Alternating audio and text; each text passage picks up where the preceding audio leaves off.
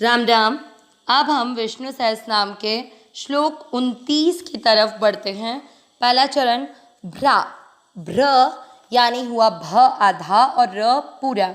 र में आ की मात्रा भ्रा, जो अपन भ्राता बोलते हैं ना, वो शब्द है। भ्राजी आधा श षटकोण वाला भ्राजिष्णु, जो विष्णु बनता है उसी से बना है भ्राजिष्णु, और अणु के साथ आधा र भ्राजिष्णुर। ठीक है, णु है भ्राजिष्णुर। भोजन, ज और न दोनों अक्षर पूरे, दोनों में मिक्स करना है। भोजन शब्द पूरा आने के बाद न पे अनुस्वार आधा म, भोजनम। फिर है भो, भो के बाद जो लिखा हुआ है उसका मतलब हुआ आधा क और त पूरा। भोक, त में अ की मात्रा भोक्ता। पहला चरण रिपीट, भ्राजिष्णुर भोजनम भोक्ता। सेकंड चरण स में अ मिक्स करना है, सही आधा श णु, सहिष्णु। जैसे भ्राजिष्णु पढ़ा आपने विष्णु जी जैसा, बिल्कुल वैसे ही सहिष्णु, णु के साथ आधा र, सहिष्णुर। जग दोनों अक्षर पूरे, दोनों में अ मिक्स करना है, जगदा। अक्षर जब जब आपको पूरे बताए जाएं उनमें अंडरलाइन कर लें जिससे कि उच्चारण रॉन्ग ना हो। जगदा। देन द्वि, जगदा दी, दी ज में अ मिक्स करना है, जगदा दिज। ज में अ की मात्रा तो विसर्ग को पढ़ेंगे ह, जगदा दिज ह। सेकंड चरण रिपीट, सहिष्णुर जगदा दिज। पहला और दूसरा चरण साथ में, भ्राजिष्णुर भोजनम भोक्ता, सहिष्णुर जगदा दिज। तीसरा चरण अनघ, न में अ मिक्स करेंगे, अनघो, घ है ये, अनघो। विज, ज में अ मिक्स करेंगे, विजयो, जेता, जेता।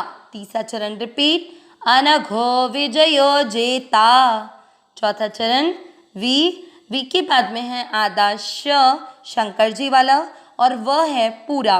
विश्व योनि, नी में ई की मात्रा तो विसर्ग को पढ़ेंगे ही, विश्व योनि। आगे पु न के साथ आधा र, पुनर्वसु, व में अ मिक्स करना है, वसु। सु में ऊ की मात्रा तो विसर्ग को पढ़ना है हु, पुनर्वसु। ठीक है, चौथा चरण रिपीट, विश्वयोनि पुनर्वसु। तीसरा और चौथा चरण साथ में, अनघो विजयो जेता, विश्वयोनि पुनर्वसु। पूरे श्लोक का उच्चारण एक साथ, भ्राजिष्णुर भोजनम भोक्ता, सहिष्णुर जगदा दिज, अनघो विजयो जेता, विश्वयोनि पुनर्वसु। एक बार वापस, भ्राजिष्णुर भोजनम भोक्ता, सहिष्णुर जगदा दिज, अनघो विजयो जेता, विश्वयोनि पुनर्वसु। श्लोक का अर्थ देखते हैं। भ्राजिष्णुर, र आधा शब्द को जोड़ रहा है, भ्राजिष्णु यानी जो एक रस प्रकाश रूप हैं, एक रस प्रकाश रूप। भोजनम, जो ज्ञानियों द्वारा भोगने योग्य अमृत स्वरूप है। भोजन अनेक तरह के हम ग्रहण करते हैं, पर जो सात्विक है जिसे कि ज्ञानी भी ग्रहण करते हैं, वो स्वरूप भगवान का है।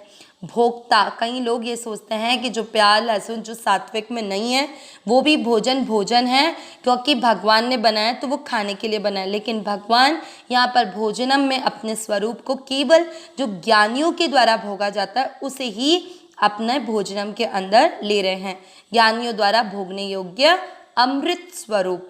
आगे भोक्ता, जो पुरुष रूप से भोक्ता बने हुए हैं। सहिष्णु, इसमें र आधा जोड़ रहा है, सहिष्णु यानी जो सहनशील हैं।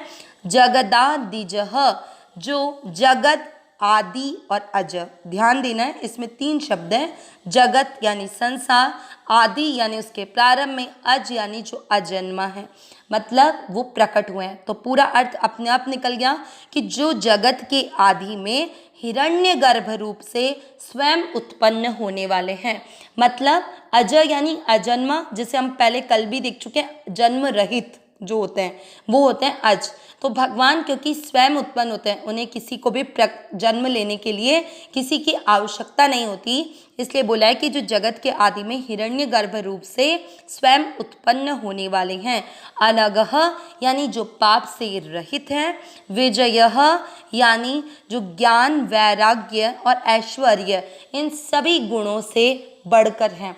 ये चीज़ हम साधक संजीवनी चर्चा में भी देख चुके हैं कि जहाँ पर भी हमको इस संसार में ऐश्वर्य, सौंदर्य, जो भी चीज़ हमको एक विशेषता ली हुई दिख रही है, वो सब कुछ परमात्मा से ही आई हुई है, मतलब वो परमात्मा का ही स्वरूप है।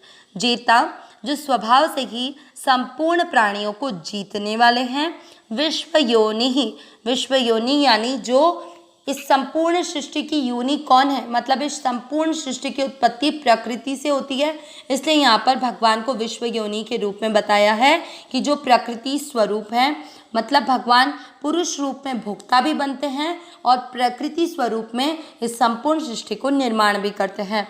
पुनर्वसु यानी जो पुनः पुनः इस शरीर में आत्मा रूप से बसने वाली है। वसु यानी बस यानी रहना, पुनर्वसु यानी बार बार इस शरीर में आत्मा रूप से जो रहती है। इस तरह भगवान विष्णु के इस श्लोक में 141 नाम से 150 नाम पूरे हुए। एक बार पूरे श्लोक का अर्थ एक बार वापस। जो एक रस प्रकाश स्वरूप है, जो ज्ञानियों द्वारा भोगने योग्य अमृत स्वरूप हैं, पुरुष रूप से भोगता है, सहनशील हैं, जो जगत के आदि में हिरण्यगर्भ रूप से स्वयं उत्पन्न होने वाले हैं, पाप रहित हैं, जो ज्ञान, वैराग्य, ऐश्वर्य इन सभी गुणों से भी बढ़कर हैं, जो स्वभाव से ही संपूर्ण प्राणियों को जीतने वाले हैं, प्रकृति स्वरूप हैं और बार बार शरीर में आत्मा रूप से बसने वाले हैं, रहने वाले हैं। अविनाशी सहज सुख राशि, हे नाथ हे मेरे नाथ, मैं आपको भूलूं नहीं। नारायण नारायण नारायण नारायण।